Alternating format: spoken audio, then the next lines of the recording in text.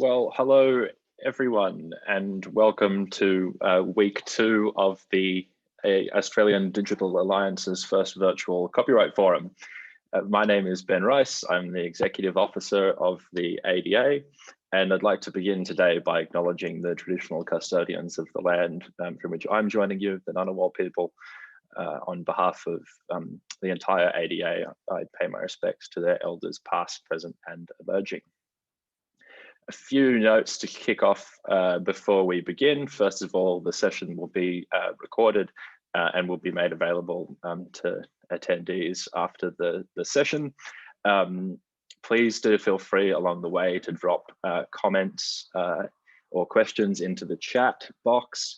You can also use the raise hand function to ask questions, and we will prompt you to turn your microphone on. So a couple of ways to be involved there. I'd like to introduce now our speakers, our guests today. I'm joined by Robyn van Dyke, who's the head of the Research Centre at the Australian War Memorial, and Linda Macfarlane, who's the Director of Digitisation at the National Library of Australia. So today, in this session, we're going to be talking about getting collections online. It's one of the key themes of this year's forum. How do we ensure that institutions can provide online access to their users, especially in times of crises like bushfires and the COVID-19 pandemic? But more broadly, I mean, the trend towards digital has been going for some time. It's the way the world is moving. People are expecting more access, more online access to all services, including key cultural collections, libraries, archives, museums, galleries, etc. So what COVID-19 has done, I think, is highlighted some of the gaps in the current law, but these problems have existed, for quite some time. Thankfully, the government has recently made some moves to address a lot of these gaps. In the last budget, there was additional funding of $22-point-something million for key cultural institutions to provide more online access to their services. And of course, the government also announced the copyright access reforms in August last year that we're hoping will address a lot of these gaps and enable more online access to services. Which brings me to our excellent guests that we have today to talk about some of these issues and to talk about some of the projects that are underway at the Australian War Memorial and the National Library. I think one thing that surprises a lot of people who don't have a copyright background is that there isn't just a switch that institutions can flick in order to make their collections available online, everything that's digitized in their collections. And of course, for the purposes of preservation, institutions like the NLA and the War Memorial have these vast collections, vast troves of really interesting and important cultural works. But making those available online, there are all of these issues that institutions face because of these gaps that we have under the current copyright law. So I might hand over to Robyn first from the Australian War Memorial to walk us through some of the projects that the War Memorial has been undertaking, some of the digitisation projects, and maybe to step through some of the issues that you've come across.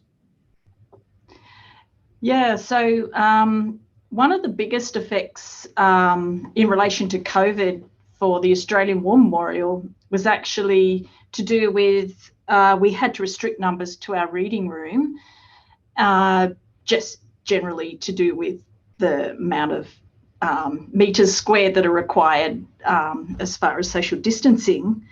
And also border closures meant that we have had a major uptake in our copy service. And our copy service is just like the National Archives. When we copy something, we like to make it available online, so copyright comes into play there. Everything we copy is not at a cost recovery, where it's heavily subsidised to make it affordable. And most recently, we worked out it costs us about $1,000 to copy one file and put it online of a private record collection. The Memorial has 10,000 private record collections, and some of those collections are huge, 20 shelf meters for Weary Dunlop, that kind of thing. And part of that cost of digitising a collection is the labour spent in working out the copyright. So we're always looking for efficiencies. And over the years, going back about 10 years ago, because we brought in efficiencies, using the exceptions and especially 200AB, because we brought in those efficiencies, we've been able to reduce our costs a little bit in copying these records. So that is one thing. When I first started working at the Memorial, it was, we were such down a rabbit hole with copyright. It was so out of our league that really it restricted public access to our collections, and we were really only digitising the low-hanging fruit like official records that we have. But I would say 200AB is one of our biggest saviours. We grabbed it like a drowning person grabs a life saver, and that really enables us to manage very complex personal records collections. So those collections are generally, look, most of them are orphans in themselves, but then most of them contained within those a multitude of third-party orphan works as well. So that's the complexities that you deal with. And as we're going on, so we did have a very strong First World War focus around the centenary period of 2014 and 15 through to 18. But as time's gone on, we're moving into Second World War. And now, of course, all the modern collections. And so privacy also comes into play with that. What do you do when you're digitising with an email or a phone number? The person has often given the copyright to the Memorial, but perhaps even now would feel, a bit surprised to find it online. So there's, these are collections maybe only donated a few years ago. So there's that kind of donor thing that we have, which those 10,000 collections are 10,000 donors. And our collection is made on the basis of donations mainly, that private records side of it. And so every institution has its level of risk. And what 200AB does for us is give us some protection and give us a framework where we can manage that risk very clearly. So it's good for us. The changes to the Copyright Act has also really helped. So it's allowed us to take out that perpetual copyright problem. So, really opened up First and Second World War collections as well and given us a bit of a ticking clock. Yeah, so also actually broadened our official records use too, because when we're digitising online for official records, we always had blanket permission from Defence to use that material. It kind of opens up potential for other, by shortening it to 50 years for official records, it's opened up some potential maybe for other broader uses that tie us up with contacting and recontacting Defence around. So that contact and those permissions, sometimes they're implicit and yet you still have to check. So that's the labour. So it's all about, for us, reducing the labour of copyright to get as much as we can out.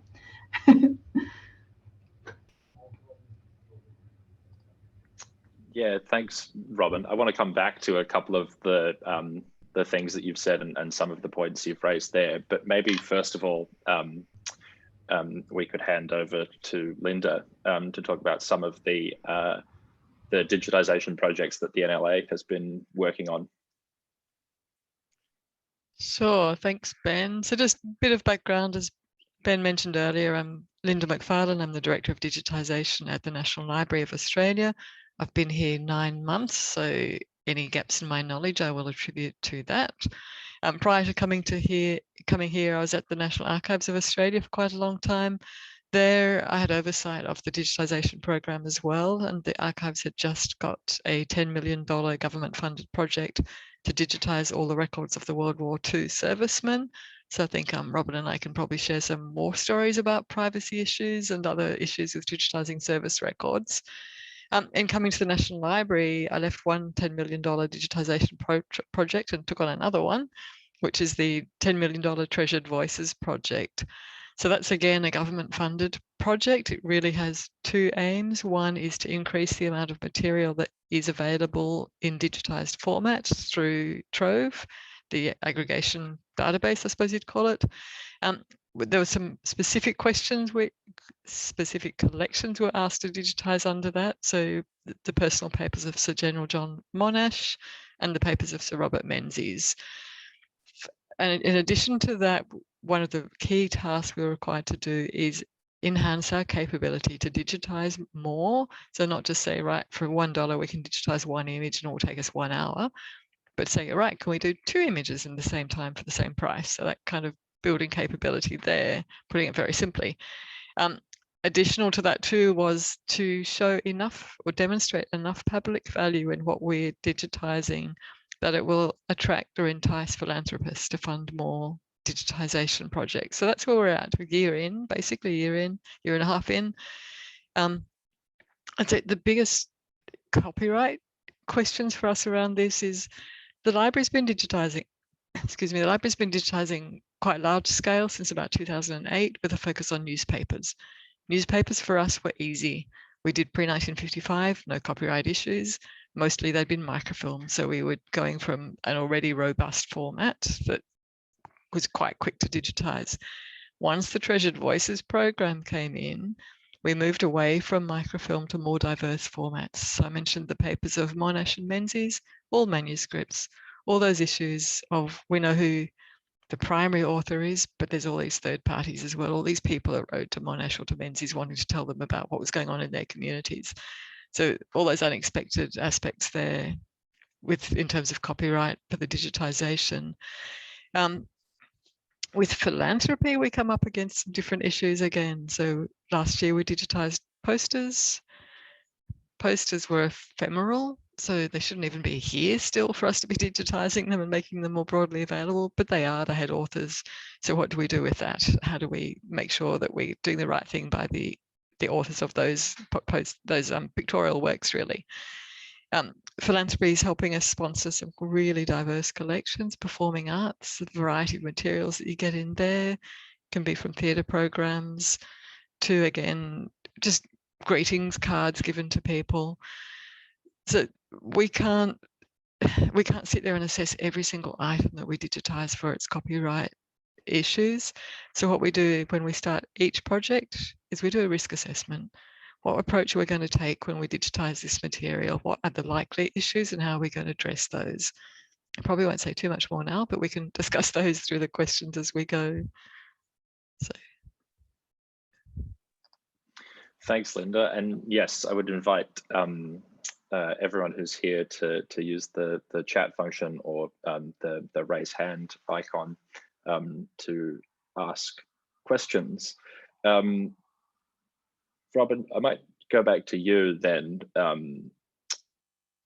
if I can, and talk about some of the processes then that the War Memorial goes through when looking at the copyright exceptions that it can use to digitize the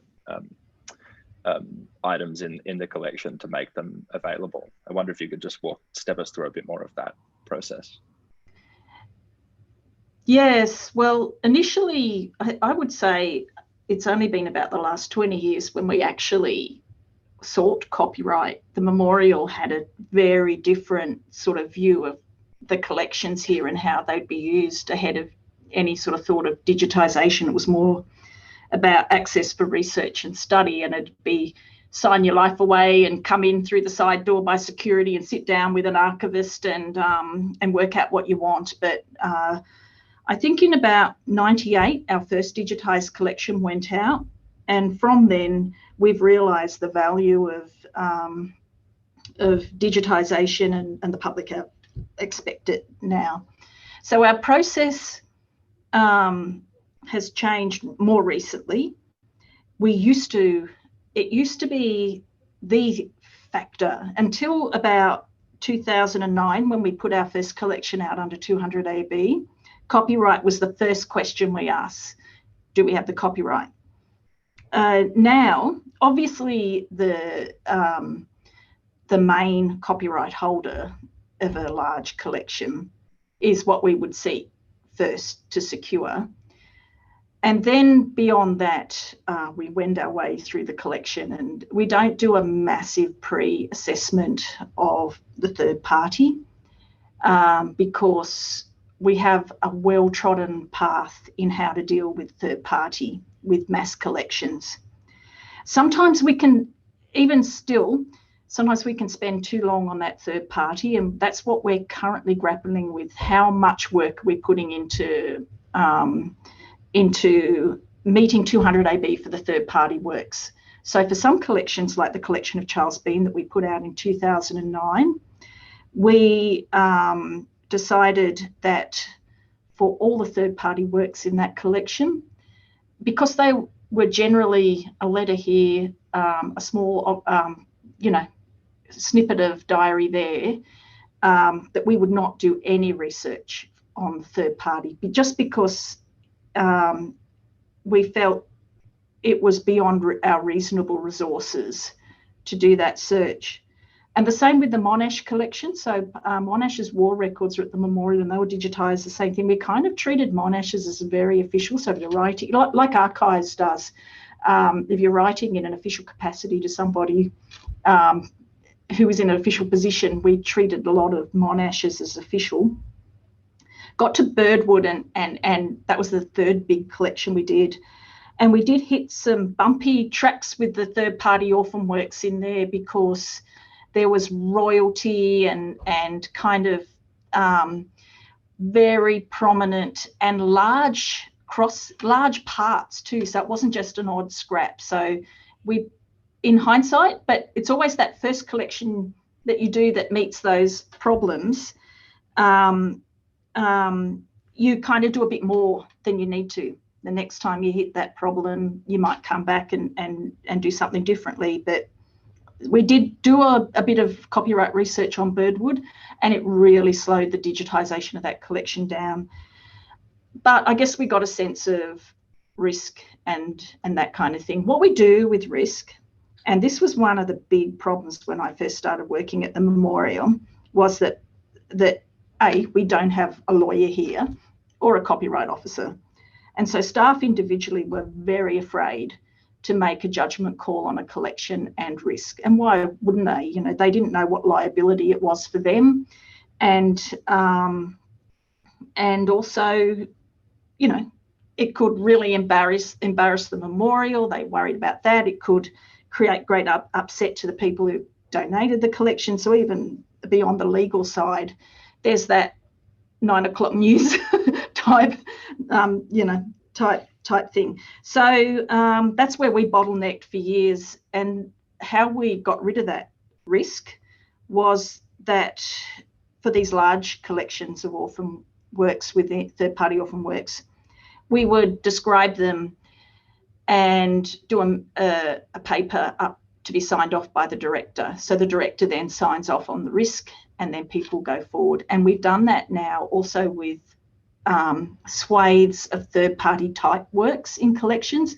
So, for example, if you're you start to notice patterns in your collection. So at the memorial, we definitely notice that condolence letters are scattered through every single collection that we have. So we did a minute up again to the director to describe this type of collection, outline the risk, and just say, every time we come across a condolence letter, we're not going to search for the copyright holders of those condolence letters, because they don't hold much content.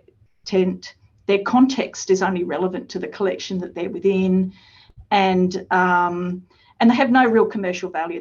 They're all 200 AB, the condolence letters, third party, unless it's something that would, and we always have that loophole that if something stands out as you as different as a curator, you have that input to say, all right, well, you know, this one's a bit different.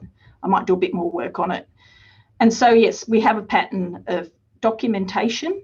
We explain why it meets 200 AB, and then we get that risk signed off. And that has actually really smoothed a path for us. Yep. Yeah, I think two interesting points that you made there. First of all, dealing with the exceptions, is complicated. They're not straightforward, and they do take some time to work through, even when you do have copyright officers or in-house legal teams.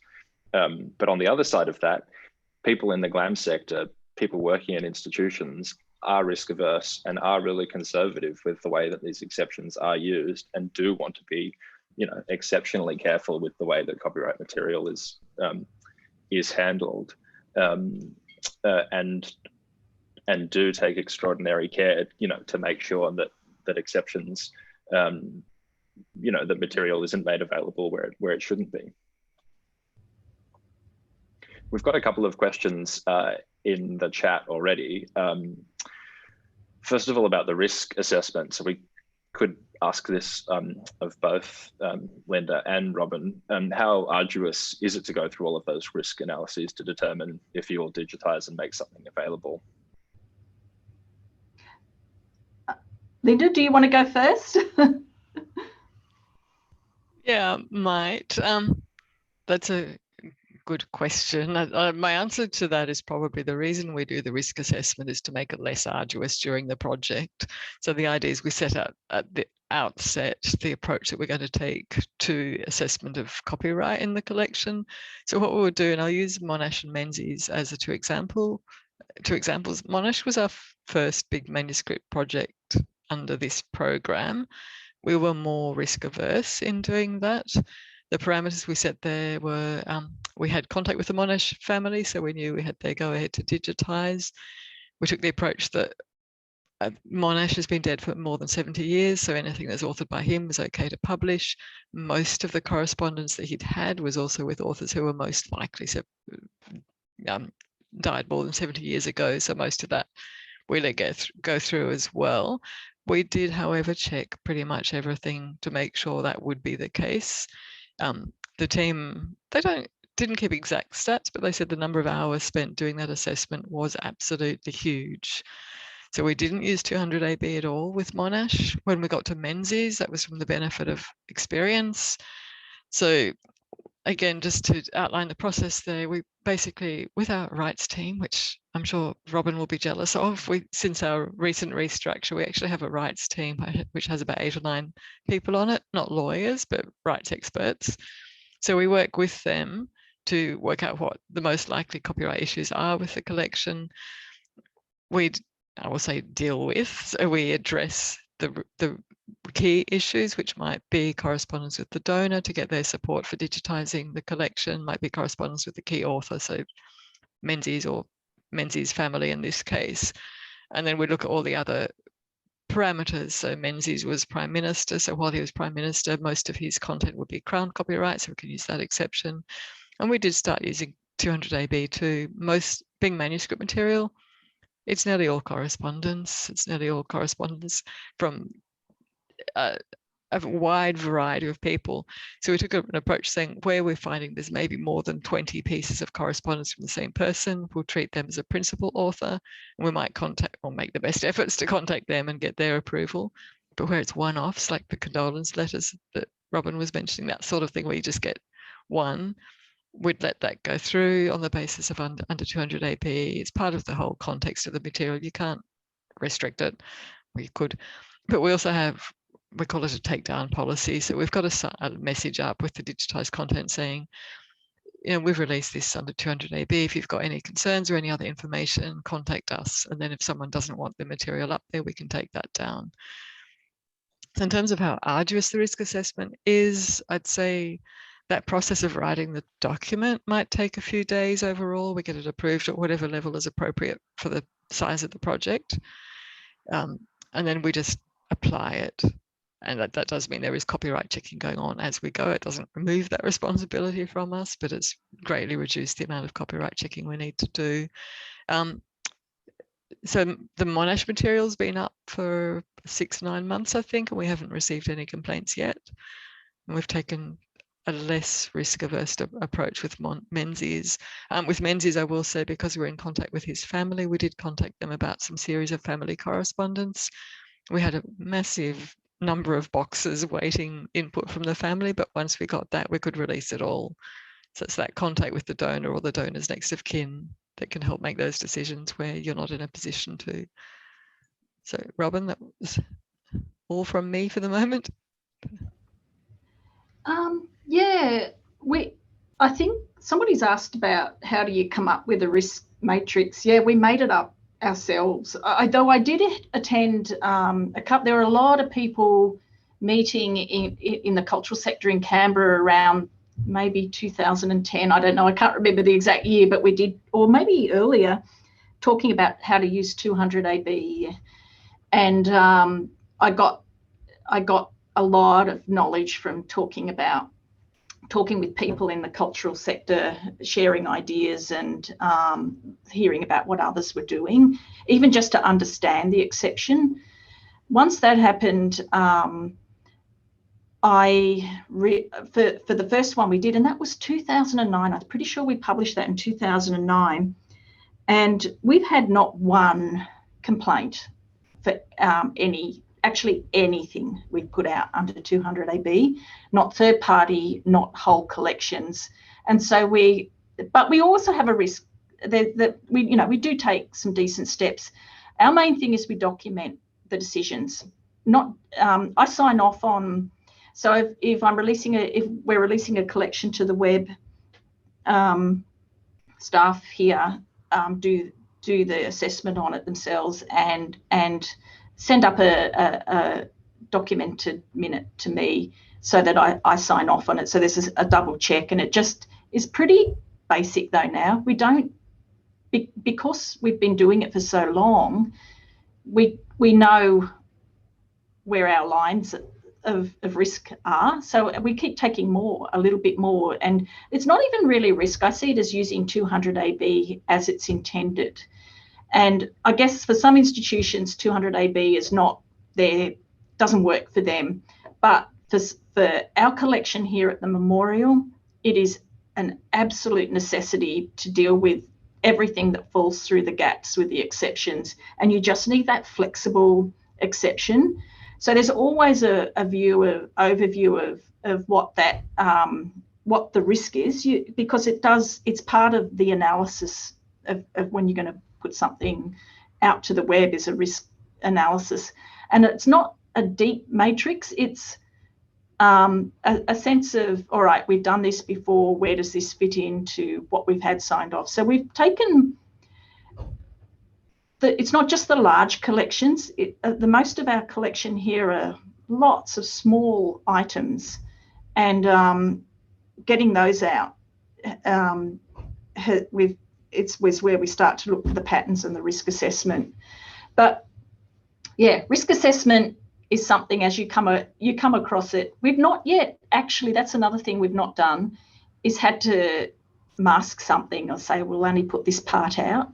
Generally, when we've reviewed the collection, we felt, right, we can do the whole collection. That's what we always aim to do, because otherwise it defeats the purpose of digital preservation. If you're doing half the collection, then you're still putting the whole thing out to the public in its own way to be handled.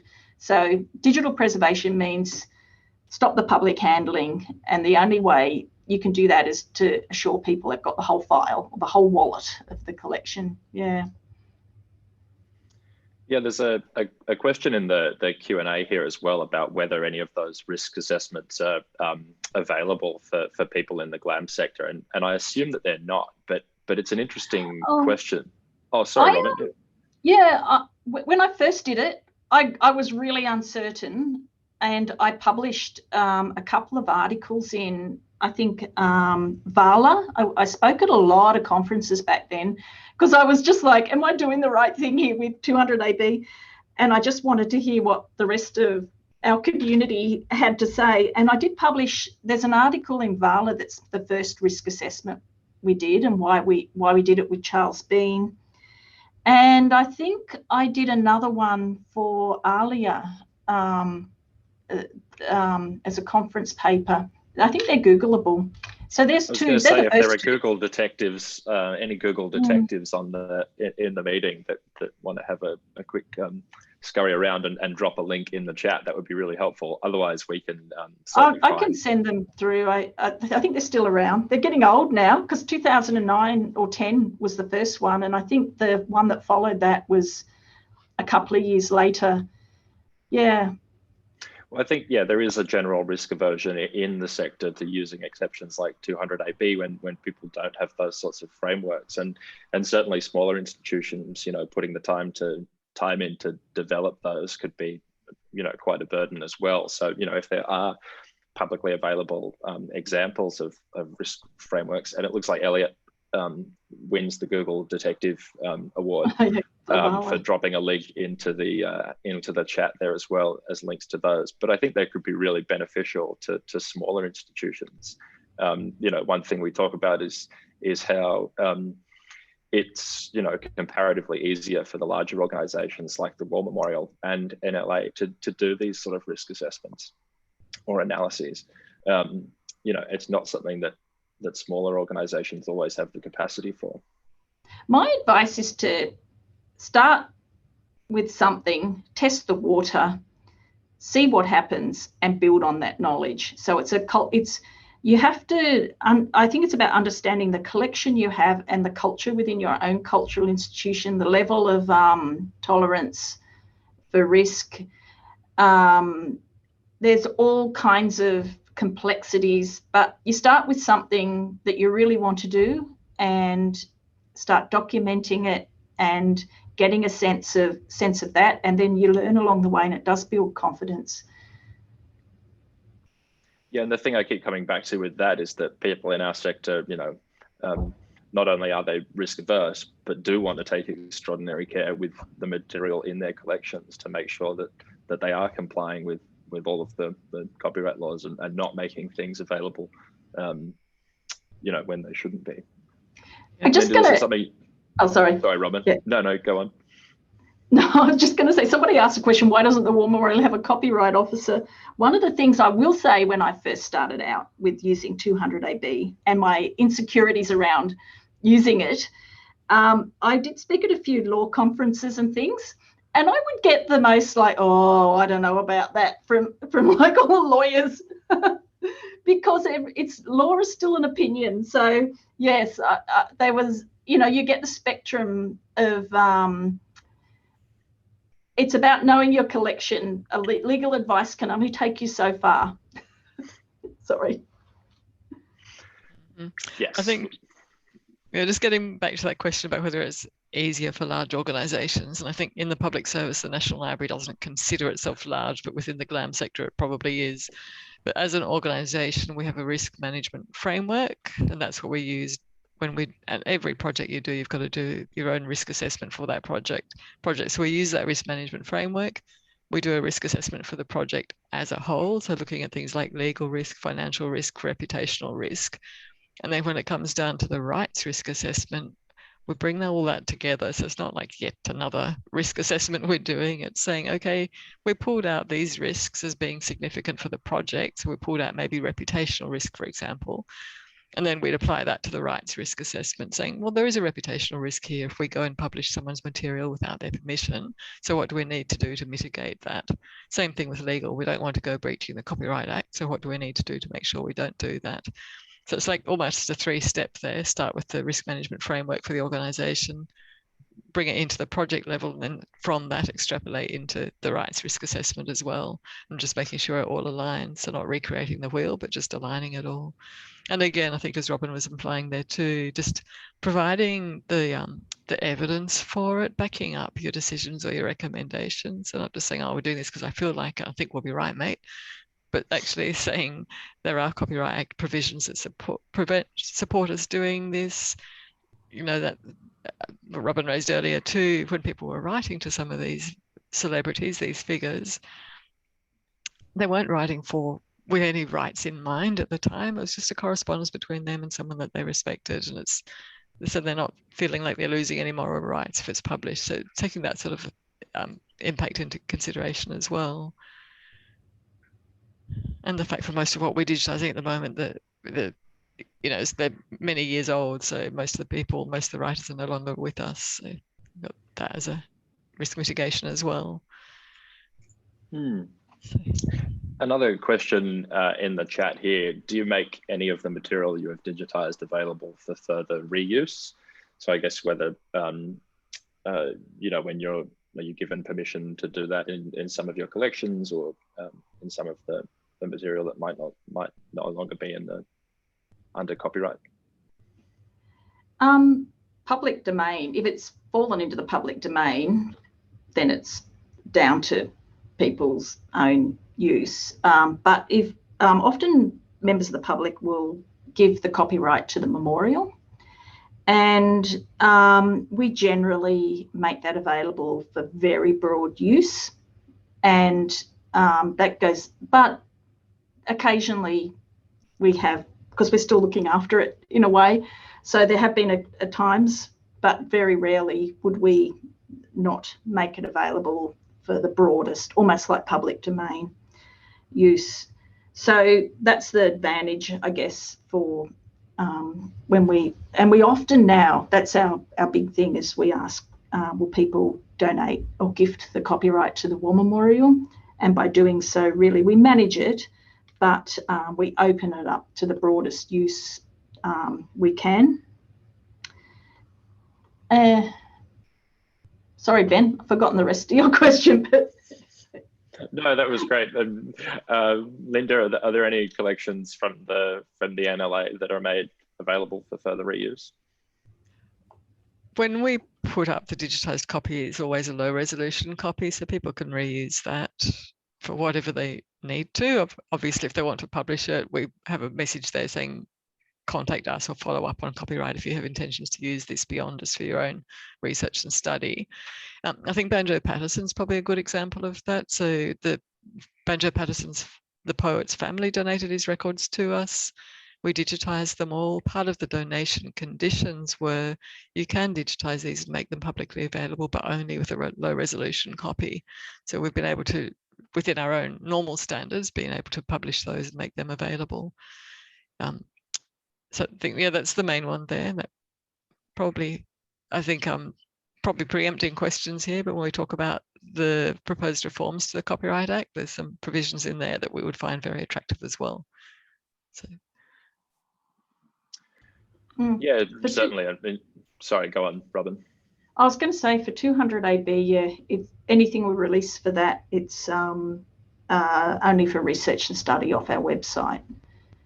We try not to make it too low res. That was one of our early things, but there's a usability as well. So we make them PDFs instead of individual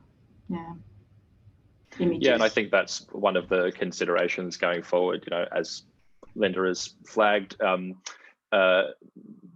aspect of the proposed copyright access reforms is the ability to make more collections available online.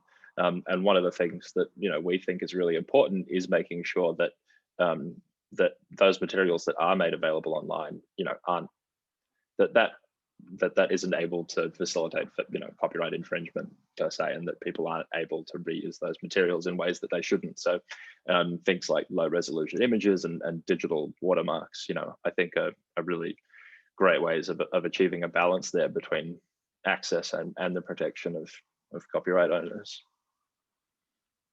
Yeah, and we removed Watermark too. That was a decision about around the 2015 era, because we used to have a big watermark circle. You can sometimes see those images out there, and in the end, we just have a very discreet image at the bottom. We find that if you're going to do something in a commercial way, you'll know how to contact us. And then for the rest of the use, it's generally for very low commercial purposes. So, yeah, I think you both touched on this before, but I wonder if I could just clarify, without going into specific detail, obviously, but with the material that is digitized, how often will you have a request to remove any of that material, and sort of what's the process there? we've never had a request to remove material. And I think our statistic is when we go and seek permission, I think it's still at 1% says no. And so when we do ask permission, we've got a 1% no rate. And then with all the other third-party works that we've ever had on our site, we've never had a request to take down. Wow, that's pretty impressive, Robyn. The library hasn't had many requests, but we do get them. But it's usually more about the content than the fact that we've published it. So it might be there's a story in a newspaper that doesn't shed a wonderful light on a family member. So the descendant might ask for that to be removed because they're embarrassed about that being out of public knowledge. But it was what was published at the time. So our response to those is we can't change that. That's what was published. So we leave it there. So it's less about the fact that we went outside Copyright Act and published it, but we get more the sensitivity.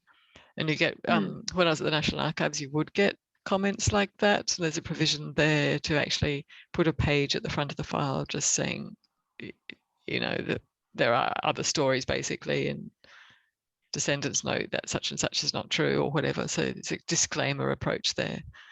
But the library doesn't have that. We've got a couple of more questions popping into the Q&A, and we've got about 15 minutes left, so I'd invite everyone to keep asking them. One of the questions here is, what are your thoughts on the use of Creative Commons licenses for online access?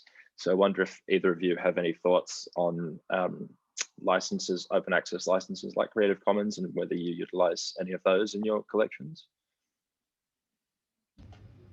We use it for our web content. So the things that this institution writes and puts on our website, we use it for that. Apart from that, we haven't used it to manage our collection. Probably because we don't know enough about it, or it just doesn't meet how you can do that, how you can manage it. Really, it doesn't, because really Creative Commons, I don't know, for me is about managing your own material, like putting a caveat over how, if you're the creator, how you want it to be used. Yeah, I think the library's the same. It is about your own copyright, which by and large we don't have in the material that we hold and digitize. So yeah, I wouldn't expect that. That said, we have participated in, I think they call them government hacks, mashups, where you make content available and people can recreate with that as part of a organized activity.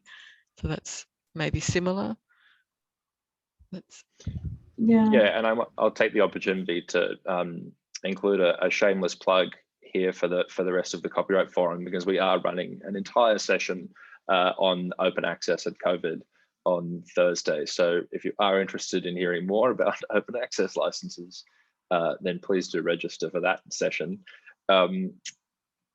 Another question here has come in, what about digitizing oral histories and putting them online? Are there large amounts of oral histories in your collections, and how do you go about digitizing those and making them available? Yep, we don't use 200 AB for this. It's more just when they fall outside of the exceptions. I mean, when they're in the public domain, they go out. I think it's not really my area. I don't personally publish oral histories, and there are complexities within that as well that I know we've grappled with. I think on our site are low-hanging fruit, First World War, and not as modern. I have to say I don't have enough background on this, but I do know the library has digitized all 51,000 hours of its oral histories as part of a preservation project. So kind of in keeping with that deadline 2025 and acknowledging that we could have lost all that content. So that was the earliest component of the collection that was digitized, was that audiovisual oral history and folklore content. So that's 51,000 hours.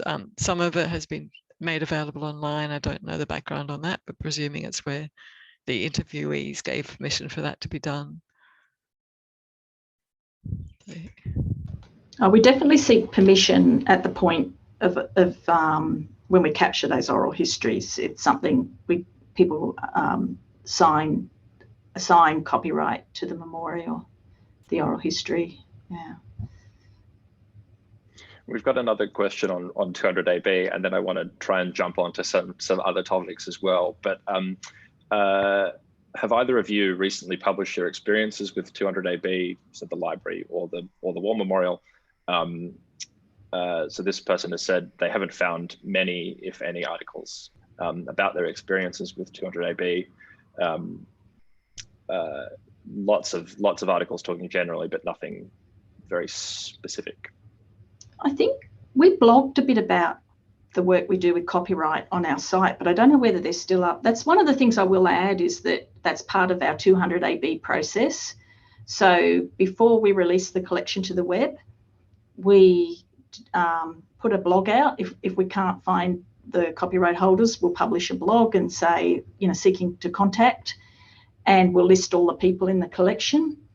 And I recently checked with the staff who do all that blogging, and we actually do find copyright holders. So that will inform when we go to take a bit more of a look at third-party orphan works. We'll definitely look at what comes back from our blogging. We take it down after about 2 months, otherwise it's too much sort of gumph on our website.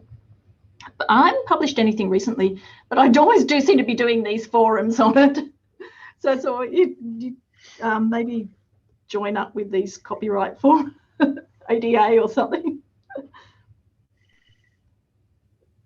Yeah, I will say that the ADA and the Australian Libraries Copyright Committee has published some stuff on this, both on the ALCC website, and we also have a fair dealing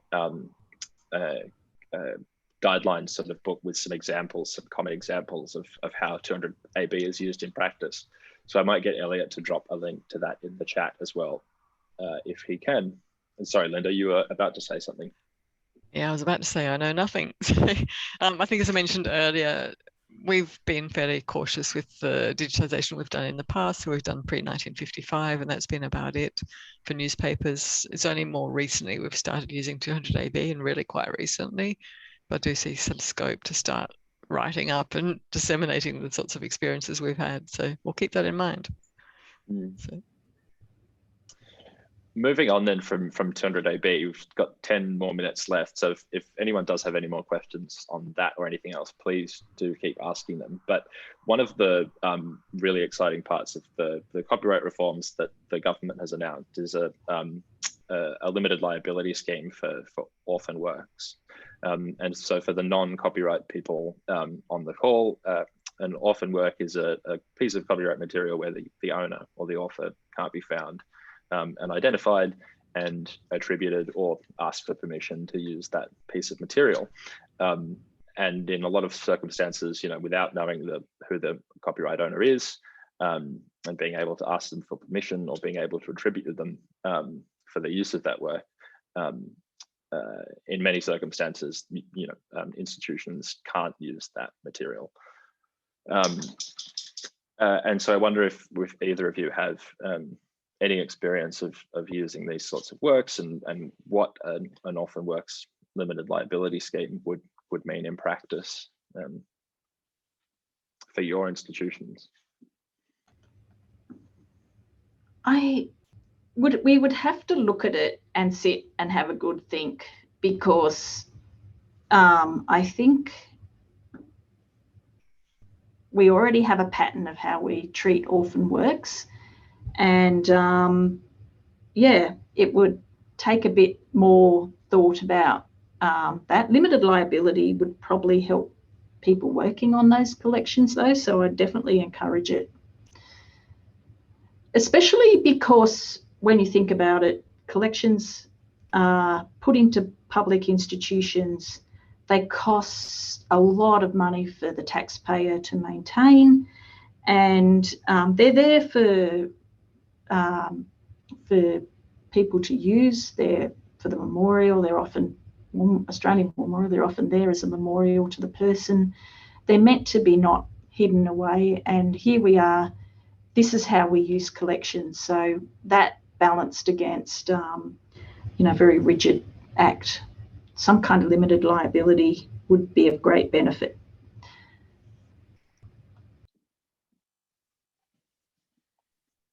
Okay, I think I mentioned the Australian Posters Project earlier. So that was digitising all posters published in Australia pre-1989, I think. So after a first stab at it, we took a fairly relaxed approach to the orphan works in that. So we took an approach whereby if we didn't know the author of a poster published pre-1980, we would digitise that and put it online, again with the disclaimer saying if you think you're the copyright owner, just contact us. Let us know and we can take it down. So that let us put a lot more posters online than we could have done otherwise. We do loosely use it as well in our manuscript collection. So I was talking about the letters from individual third parties. That's just a name, no address, nothing else. You need to treat those as orphan works to be pragmatic about it. You can't go trying to search the copyright owner of every one of those letters. So we've taken that approach with most of our manuscripts collections more recently as well. But I think, yeah, actually pulling that out in the legislation and defining with a broad definition of what's meant by orphan work, that would be really helpful. Yeah, and I think one of the other really key things would be for smaller institutions working in the GLAM sector, a limited liability scheme like that just provides the certainty that that a lot of them would need to make that sort of material available. You know, the example that we hear all the time is an archive or a library being donated a large collection of materials, and it might be a shoebox full of old photos, that have been in the attic for 20 years, and it's impossible to identify the copyright owner of those photos. But without permission from the rights owner, they'll just stay in the shoebox gathering dust. They may be able to be digitally preserved, but without the sort of an exception or a limited liability scheme like the Orphan Works proposal, so much of that culture remains just locked up. Australian history just locked up and gathering dust on shelves, which is a real shame. Yeah, and I guess for digital preservation, there's absolutely no point really in digitally preserving something unless you can put it out on the web, because for archives, where people expect to be able to come and use that, and they're either coming in to use the original documents or they're looking at it online. So publishing is hand in hand with it, and that's always the complexity of it. But it gets it used, and that's usually why it's here to be used. And just to comment here, Orphan Works lend themselves to a flexible risk management approach because by their nature, it's difficult to find and confirm information. It's difficult to find and confirm the author or the owner, which is something that we've been talking about. Yeah, I'd agree with that. And that is probably one of the issues with over prescribing what is an orphan work. I think there's something to be said about knowing your collection and knowing what the limits are and what you feel like is an orphan work in your collection compared to maybe what's in somebody else's collection. I think there's definitely a curatorial understanding of it that's really important, but there has to be something in the courage to do it, and that's the downside of it. And so maybe it's narratives where people can get a sense, all right, and maybe amongst our own sector here is describing what it is and what you've done, and then others can see, all right, I'm somewhere in that ballpark.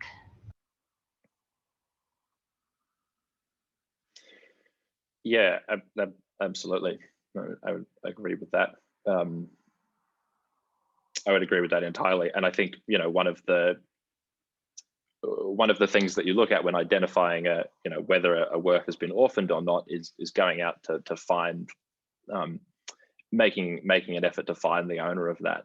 And so one of the things that we talk about is requiring a reasonably diligent search to go and find the copyright owner before you label something as orphaned or not. I think one of the things that sort of relates to your point there, Robyn, is that there's this spectrum, across the board of what a reasonably diligent search will amount to. If you're talking about a shoebox full of photographs that someone donated to the library that could be 20 years old, it's not going to be possible, very easy to jump onto Google and do a Google search of those photos. Whereas works that are text-based or have been online, and are searchable and are easy enough to find. So the point being that there is this sort of spectrum of diligence in searching for the copyright owner. We had some posters, ephemera from the Gulf War that we have recently published on our website. And we just dipped our toe into what that might be like. So we picked a few out and sought to see if we could find copyright holders. And we found so many, it slowed us down, I guess, like we were going to do a 200 AB on it. But the advantage of finding the copyright holder is often they're very pleased to assign the copyright and to give permissions, and then that opens it up, because that's a downside of 200 AB. It gives you the efficiency in getting collections out to the web, but then it really limits the public use. So sometimes, you just have to dip your toe in and see what happens. Yeah, but there are, like you say, there are benefits that go both ways there, aren't there? Because this material that would otherwise, like I said, would be gathering dust on a shelf, suddenly the copyright owner is identified and it can have a whole new life again, as part of a collection like at the War Memorial, which I think is one of the great benefits of a scheme like the Orphan Works, limited liability scheme. We've only got a couple of minutes left, and there's a question in the Q&A here. Can you tell us about how your DAMS has helped manage copyright usage attached to images? And I'll be very upfront here and say that I do not know what a DAMS is. Someone might be able to explain that, or Robyn and Linda Digital might know. Asset Management System. So what was the question? Because it's not, I can't see it. Can you tell us about how a DAMS has helped manage copyright or usage attached to images and media? Everybody's DAMS are different, and so ours doesn't manage rights at all. We tend to manage that in our collection management system, so the two things sort of talk to each other. So the collection management system manages all the rights information, and you need to check that before you get the image out and do something with it. That's an internal, procedure. Yeah.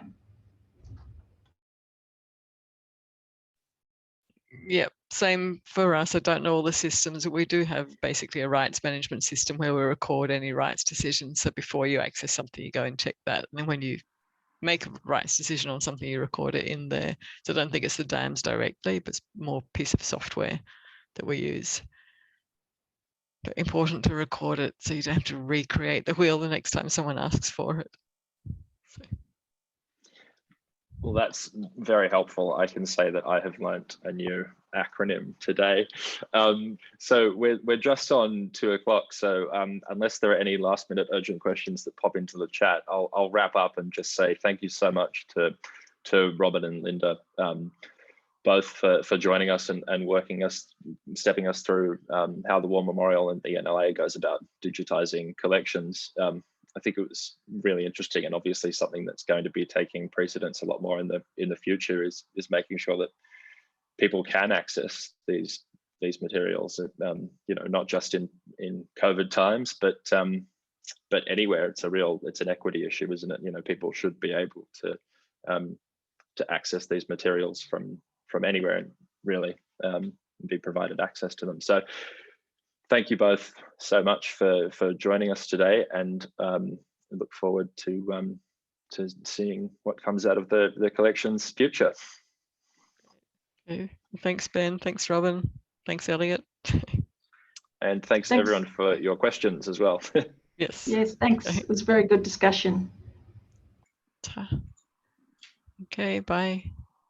Thanks, everyone. Bye.